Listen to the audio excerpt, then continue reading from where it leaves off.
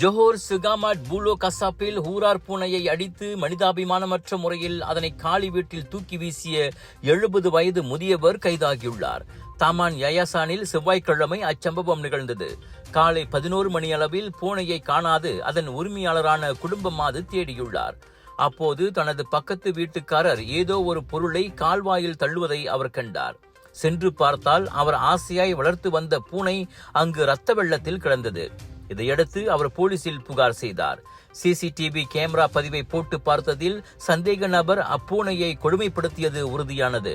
அப்பூனை அங்கு வருவது பிடிக்காத காரணத்தாலேயே அதனை அடித்ததை விசாரணையில் அம்முதியவர் ஒப்புக்கொண்டதாக செகாமாட் போலீஸ் கூறியது.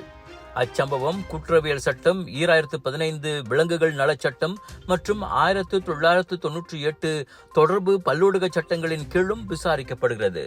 விலையோ மலிவு, செலவோ குறைவு, தரமோ உயர்வு, மனமோ நிறைவு. மக்களின் தேர்வு என்ரிகோஸ் முழு ஆடை சத்துள்ள பால்மாவு.